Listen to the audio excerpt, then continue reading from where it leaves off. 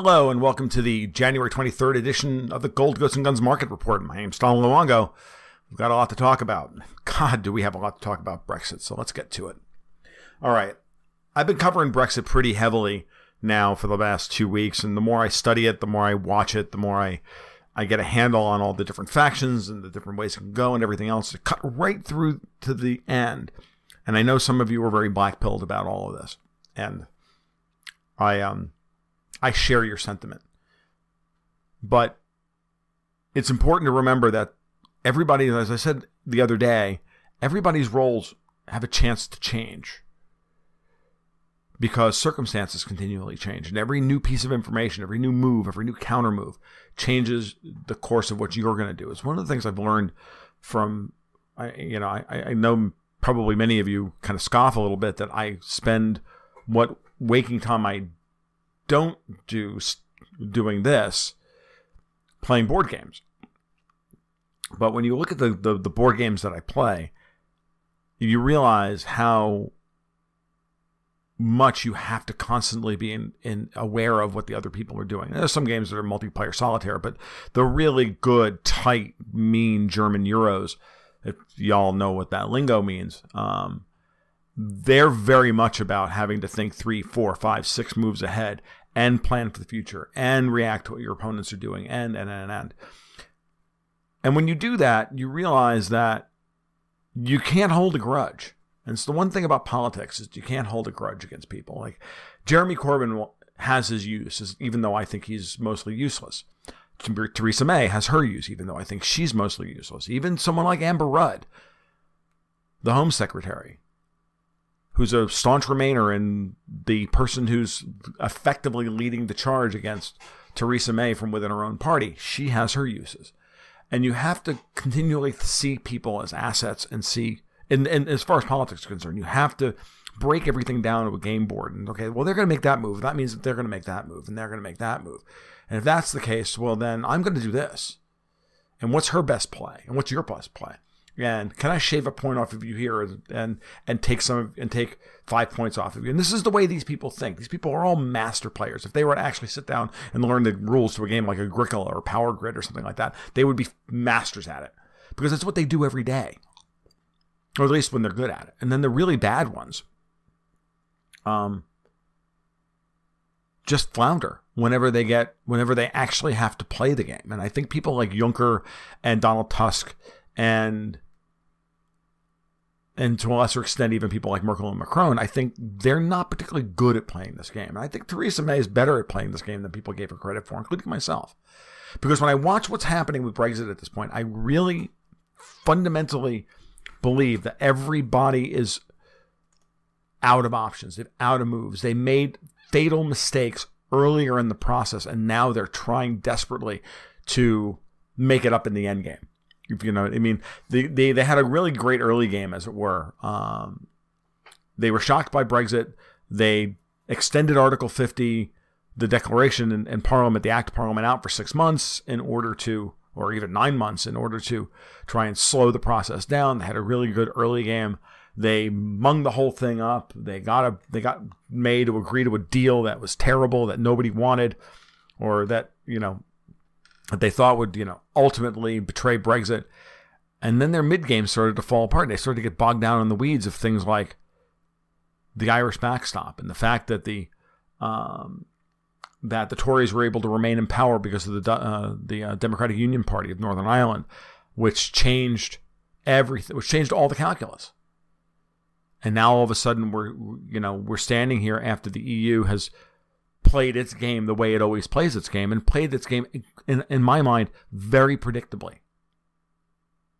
And when you play a game when you are very predictable in the way you play your game, this is what Pelosi will never learn, you become very easy to beat. I say that again. When you play predictably, when everybody knows how you react to a particular set of circumstances, you become easy to beat. And everybody knows this.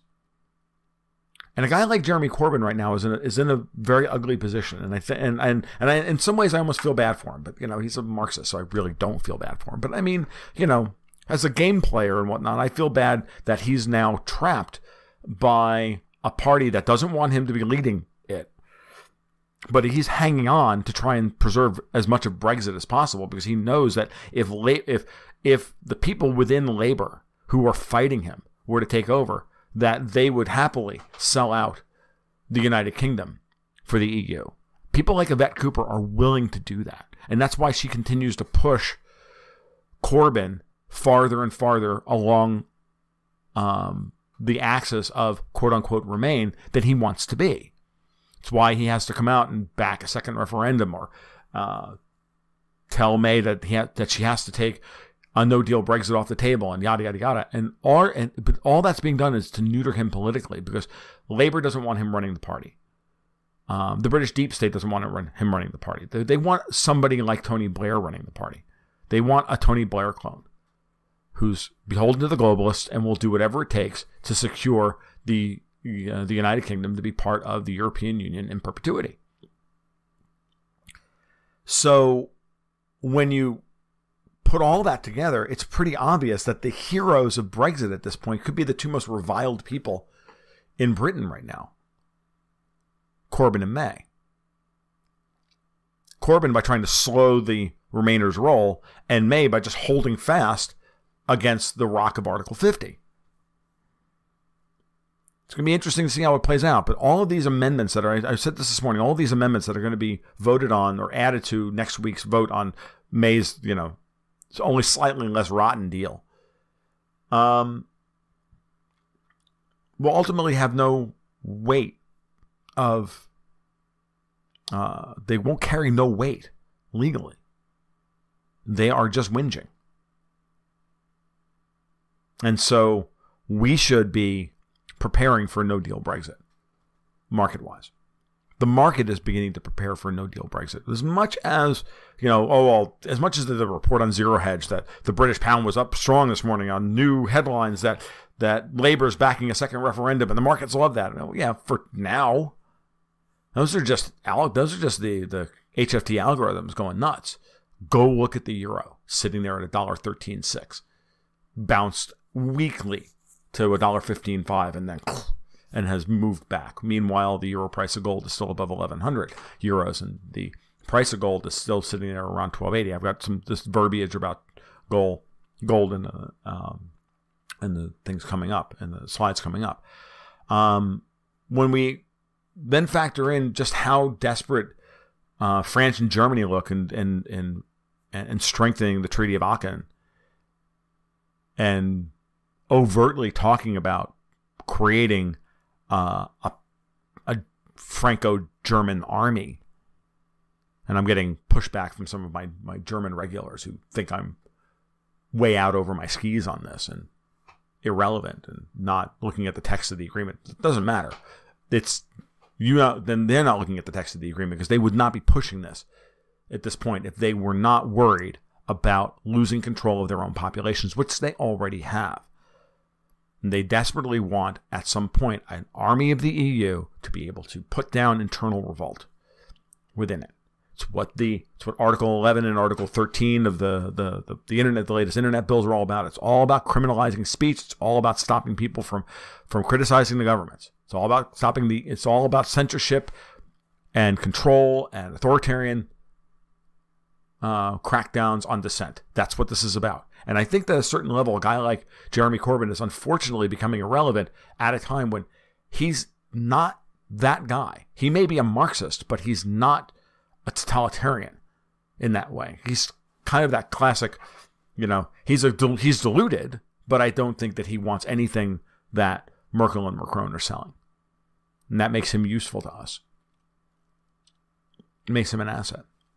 And so it makes his erosion as leader of Labour something to watch out for and something to not cheer. It's not about only backing good people. If it's always ever about backing good people, then I would just cheer for Ron Paul and hope that he lived forever. But I don't even like his son nearly as much as I like him. Right? If it was all about ideological purity, I would just be another friggin' SJW Marxist. I'm not. I'm absolutely all about the tactics, all about the strategy. Because I understand what the order of operations is, and I understand my goals and my agenda. And my agenda is human liberty. and to help you navigate all this so that you can make good choices with your money and with your time. That's our goal. So we have to watch very carefully what the French and the Germans are hatching at this point, because they're going to go for as much integration as possible, the poison pill. The waters after Merkel and Macron are out the door. And I firmly believe that neither of them are going to survive much longer. And so they're going to do as much damage as they possibly can, just like Obama did. I think the Italians understand exactly what's going on, and they're going to town on Macron. And they're going to they've already gone after Merkel. Now they're going after Macron. And I saw Salvini this morning is asking for extradition of terrorists from the 1980s. And that's a purely populist move. That piles on after what they said yesterday. He and Di Maio said yesterday about Macron, and that the French people should choose a better president than somebody awful like the awful Macron. It was just great what Salvini's doing. Salvini is doing everything that we asked Trump to do. That's why my frustration with Trump continues to grow, although I do like with him standing up to Pelosi over the shutdown. We now are into that point in time where government workers are whining about not getting paid. Well, tough. It's not like you people ever frickin' work anyway. I know, I've worked in government. Sorry to anybody listening who is a government employee, but nobody sees waste and sloth like a government employee. I think everybody listening to my voice can understand that. Even if you are a diligent government worker, and even when I worked for government, I was as diligent as I could be. But I could feel my work ethic eroding away, and my sense of self-esteem and my sense of self-worth eroding away over time. Because, hey, it's like, it doesn't matter whether I do a good job or a bad job. I'm still going to get paid at the end of 2 weeks. That's not a good state for anybody to be in. All right, let's get to the charts. I've got an updated silver chart for the first time in a long time. I realized that I hadn't actually thrown up a good chart of silver for y'all, so I'm going to put up one of those, a homegrown silver chart for y'all this morning as well. So let's get to those and let's get you out of here. All right. We talked on Sunday about this level here at 1278, and really the formal 2-bar reversal, or 1-bar reversal in this case. Sorry, 2-bar reversal would be a close below this, right? This is the last up bar, so closing below this 1280-20 level, I think, something like that, would be, for this week, would be considered a 2-bar reversal. Right now, we've broken not only below last week's low, which had a very, very high probability of occurring, so we can see what happens here, right? We had a 95% probability that we would open below this, that we would break this previous low, and that happened. So we had great pot odds for that. Right now we're staring at a 2-bar reversal. No real shock there. We threw an inside bar here, and then we threw another bar within this bar. So 2 weeks in a row, and then we get a breakdown. Why should anybody be shocked by this? If I've taught you nothing about reading charts over the last couple of years, it's this, right? Especially in gold, when you get a topping action like this, or you get a bottoming action in gold, and almost invariably you will get a reversal of some form or another. It almost always occurs. Especially inside bars, they're a dead giveaway. Especially after uptrends, inside bars after uptrends are a dead giveaway. That gold is done for this impulse. So now, if we close below this 1278 level this week, then we have to be looking for a move back into this area, this shaded area here. This is where you see plenty of support for gold. Really, its support is all the way down here to about 1235 or so. But let's talk about this 1255 to 1240, 1245 area. Let's talk about this, centering around 1250 plus or minus $5 to $7. That's your support zone where this thing should drop back to. If it drops lower than that, we have a real problem. But if we drop back into that zone, that'd be great. It'd be good, and that's a great opportunity for those of you who don't have full positions in some of the stocks that we have in the portfolio to then start looking at picking them up, especially stocks that are unfairly beaten down because of, well, frankly, rapacious and virulent short sellers who are honestly acting against the best interest of the market and shareholders. But I'm not gonna name names today. All right, so that's what's happening in gold. And we'll see how this plays out. All right, let's talk about silver. God, that chart's ugly. I really should have done a better job of cleaning it up. All those fonts are way too big. All right, sorry.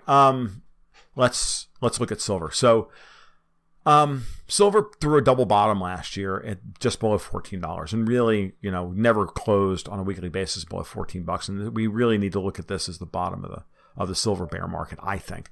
And then, we get this kind of W pattern down here, and this W pattern, these are pretty strong.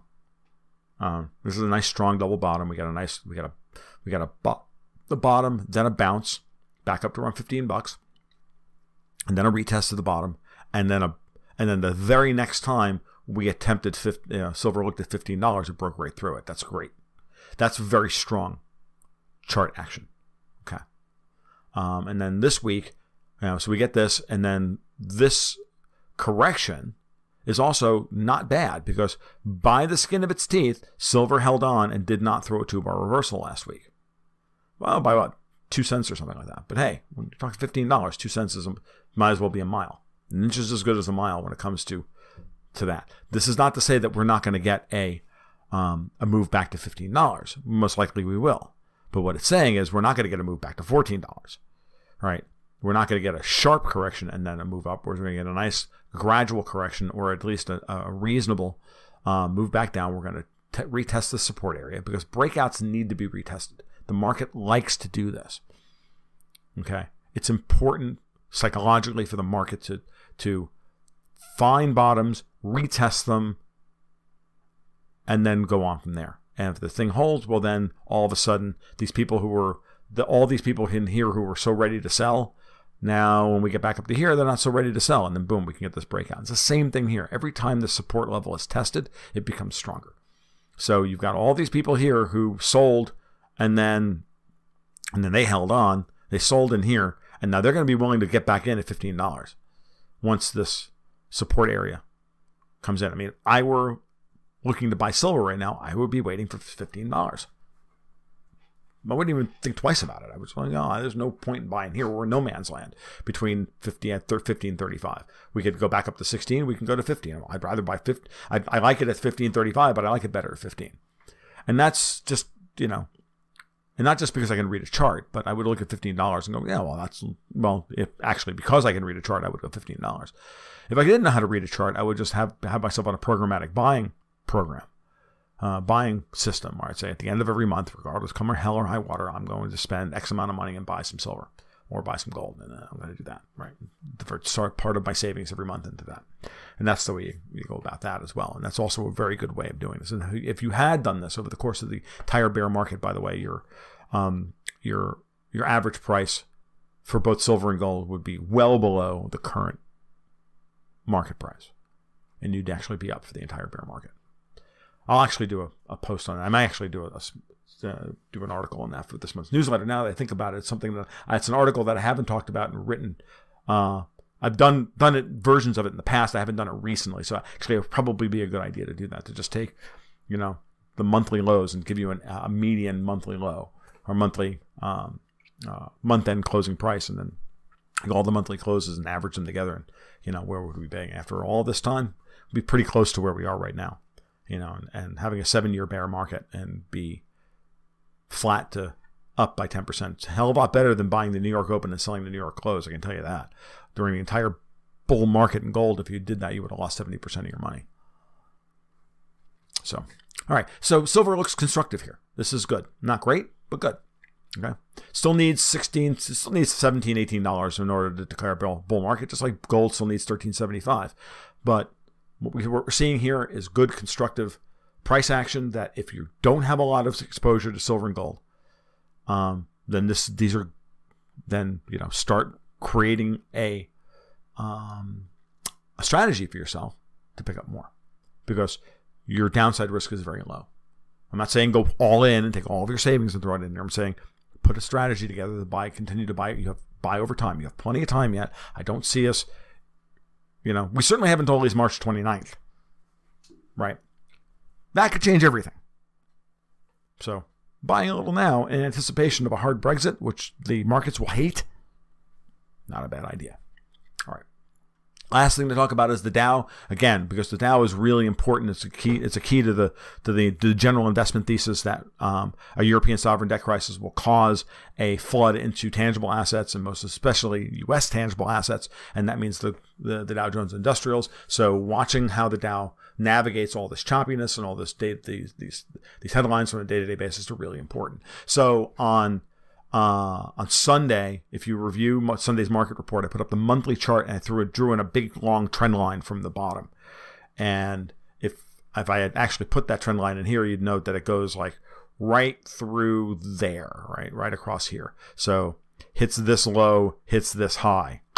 So this was where the support broke down. That trend line broke down, and now from the underside of that high, that trend line is now resistance. And I'm not saying it's resistance I take a lot of stock in or willing to trade against or whatever, but a lot of people do. And so I'm not surprised this week to see an inside bar being traced throughout the first 3 days of this week, given that trend line. It's just a natural reaction. I'll bet you that it also correlates with one of the major Fibonacci lines as well. Just saying. I haven't actually done that, but I'll be, I'm willing to lay, 3-to-1 odds on that. I'm willing to put money on that one. If I look at it, that it's probably close to, I think we're pretty close to the 50% Fibonacci retracement actually. So I can do the math. So yeah, sorry. Yeah. All right. You guys, you listen to me talking to a microphone multiple hours every week. You know how my brain works. And so there we are. Sometimes it bothers me that I leave it all out on the line so obviously every week. All right, but so there we are. Nice 4-week uptrend, very high probability. The Dow reverses 86% of the time after IE throws a down week after a 4-week uptrend over the last 7 years. It's the data I've got for. So this is, so if you had taken profit at the end of last week or even the beginning of this week, you're probably in a good position if you're looking to trade.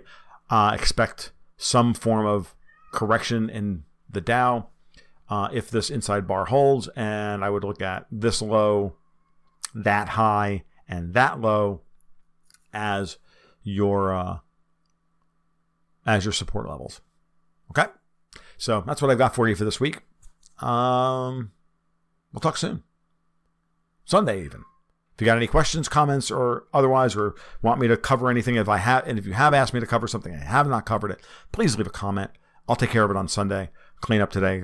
Today was I was really under the gun to try and get all this stuff done today, so I didn't really think about what my obligations were to y'all. So if there's something you want me to cover on Sunday, please let me know, and we'll talk soon. You guys keep your stick on the ice.